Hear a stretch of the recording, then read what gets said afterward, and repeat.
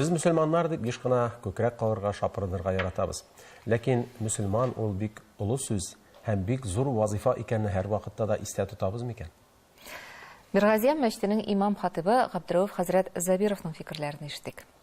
Бу көндә татар кешесе гореф-гадәт белән дин арасындагы аермаларны күрми башлады. Бүгенге көндә инде татар кешесе үзен мөселман булуын исбатлый ала микән? Бу сорауны без имам хатиб Абдуррауф Забиров белән ачыкларга булдык.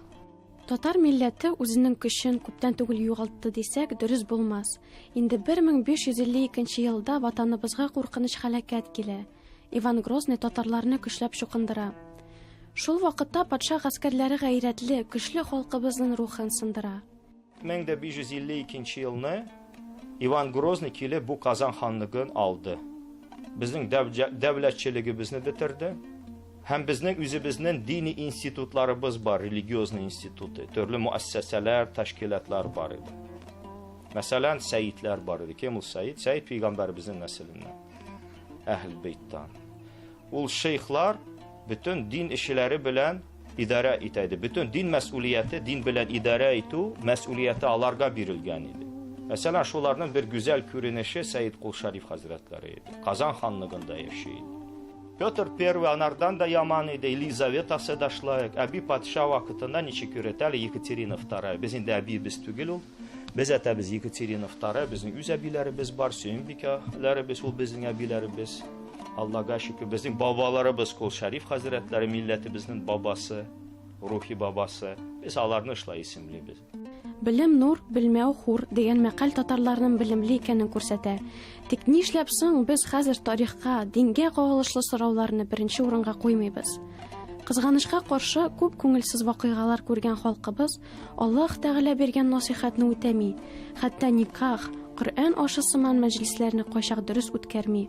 Безнең җаныбызга, күңелебезгә, тәнебезгә, хәрәкәтебезгә ислам мәдәниятының фазиләтләре сеңеп калды. Телебезне карыйк, татар телен.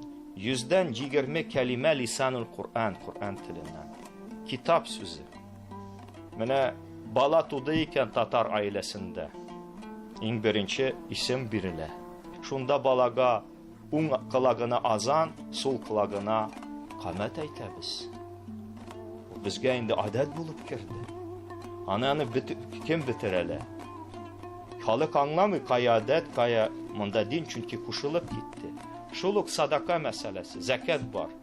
Закат ислам диненең 5 нигезеннән берсе. Бирсеннәр, изгелекне эшләсеннәр. Куллу маруфин садака. Һәр бер изгелек садака. Изгелектә ужысыннар. Менә ночной клубларда акчаларын сарыф кылмасыннар.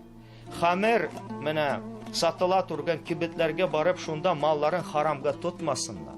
Хамер китереп үз аиләләрен бәйрәм вакытында хамергә адәтләндермәсеннәр. Гомумән татарлар дингә карата формаль мөнәсәбәтне үзгәртергә, аңа кызыксынуны арттырырга тиеш. Бабаларыбыз әйткәнчә, үткәнен белмәгән кешенең киләчәге юк.